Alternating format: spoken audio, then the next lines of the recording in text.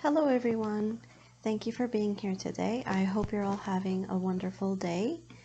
We don't have too much time, so I'm going to get straight to it.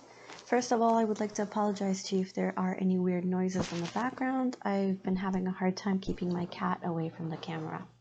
So if she does jump in at any time, please don't mind her. Just ignore the fact that she wants to be here as one of the listeners.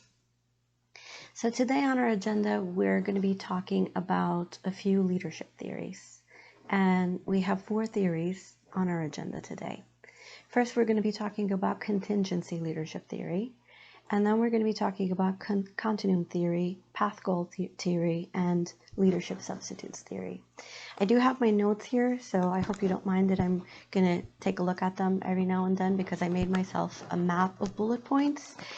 I am a person who can talk a lot, so if I don't have a map in front of me, trust me, we're going to be here forever, and I'm going to be completely in different examples talking about something else to you. So this is to kind of just keep me in track. So we're going to start with contingency theory. So by the late 1960s, people came to the realization that one size fits all is not going to work. Leadership deals with different kind of situations every day. There are several different situations, and you can't just apply something like a mathematical formula and expect that it's going to work. So what came into realization was that the leader's behavior needs to meet the situation and the situational characteristics. Contingency actually means it depends. So in other words, this theory is going to tell us that what kind of leadership that you use, what kind of leadership that you choose to use is going to be dependent on the situation itself. Within this framework, there are a few things that we need to consider. For example, the follower's capability and motivation. How's that going to fit in the picture? So it's not like you can just decide that you're going to use a style and that's going to work on everyone and have the same effect on everyone the same way. Also, one other thing to look at in the situation is going to be the leader's own personality traits, behavior, and experience. So how has the leader come to that situation?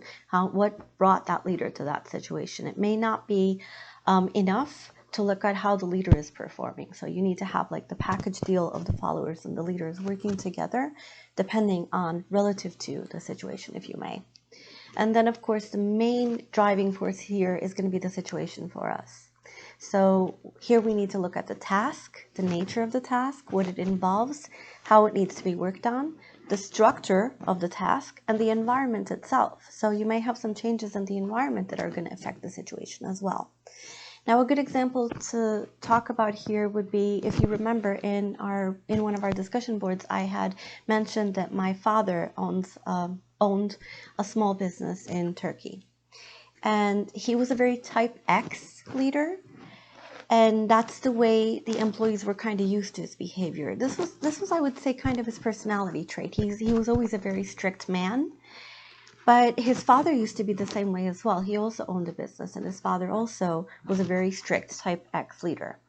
Now, after my father passed, my mom took over the business, and she wanted a more relationship-based and relaxed type of leadership where her and the employees would be like a team working together. Now, mind you, pharmacies in Turkey are very small local businesses, so we're talking about like a team of maybe the most 5 or 6 people.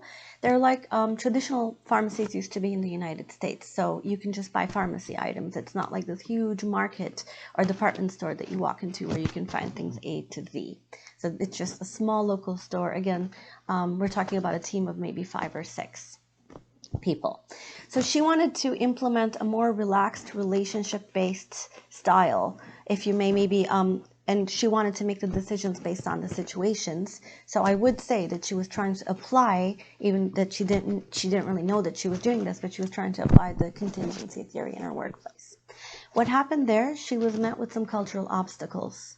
So within the culture, within the Turkish culture, a boss is an authority figure. So it's very difficult to get the employees to be involved in a mindset, to change their mindset that they are working together as a team with the boss. What happened is the more she tried to be a little more relaxed and effective, it started backlashing at her, and she was met with resentment. And it was perceived as she was a weak boss because she wanted her employees to jump in the decision making and explain what they think about the situation as well. So she had to kind of meet them halfway is what happened, which brings us to continuum theory. That's exactly where she ended up. So in continuum theory, this is also a contingency theory that was developed in the 50s. And leadership behavior is seen like on a continuum from boss-centered to subordinate-centered. So it kind of moves along the way depending on the situation.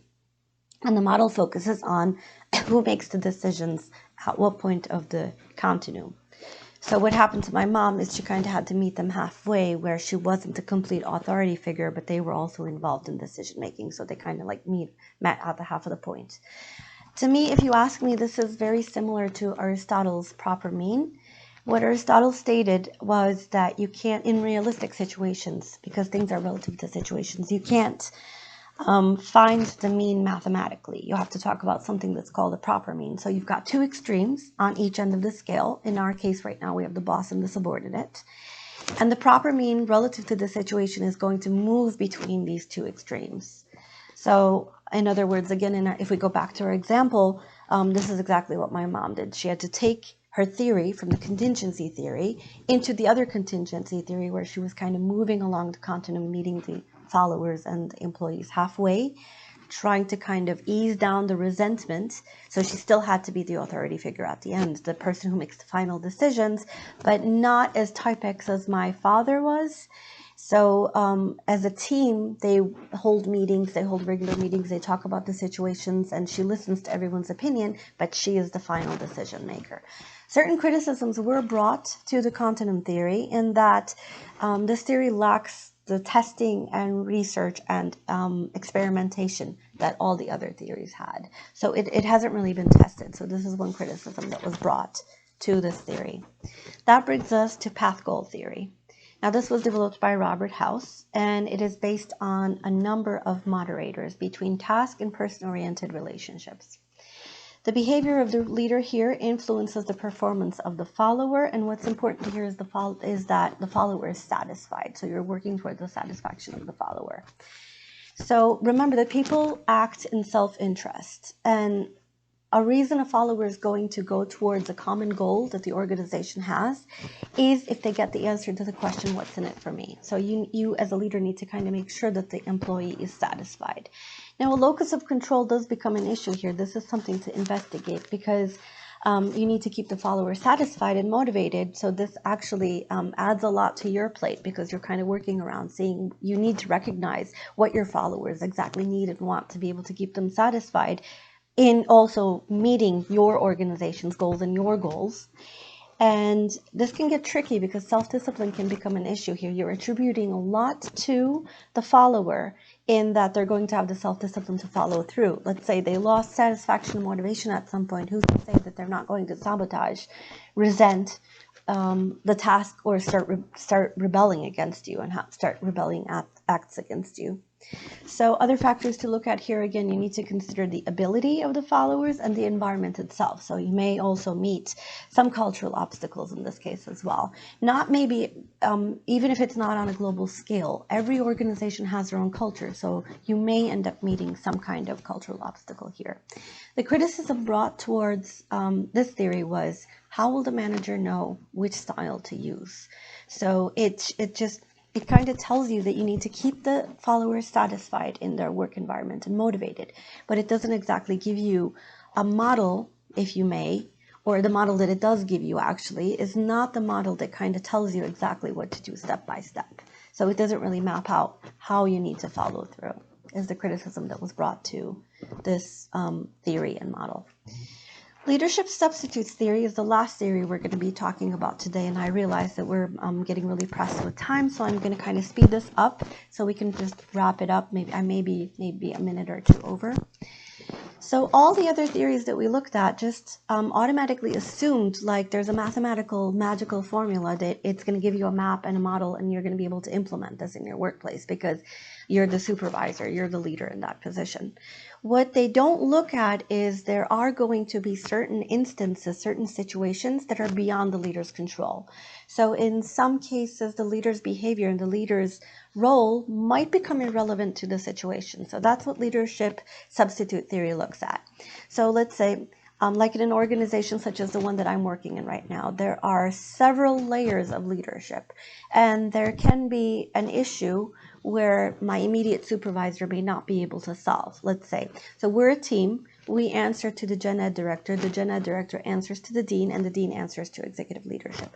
Let's say there's something that's really bothering us at the workplace, something that's like really killing our motivation as followers, as employees in the workplace. So we reach out to her supervisor, but the situation might be something that she can't change, and it's not going to change depending on her leadership style. It might be something that's beyond her power, if you may. So she's going to have to go to the dean, who's going to have to go to the executive leadership team in turn. So it's going to take a while to solve this, and it may not even be solved in the meantime because it's something that's beyond the power of our immediate supervisor. So here what you need to look at are characteristics of the followers, the characteristics of the task itself, and the culture of the organization. So you need to keep in mind, like in the example that I gave, the several layers of leadership that are tied to one another, and the main power is at the executive leadership. So sometimes our immediate supervisor may not be able to solve a problem that's killing our motivation and satisfaction as employees, as followers, and she might have to consult others to be able to solve the situation at the end. So her role as a leader kind of becomes irrelevant in this situation.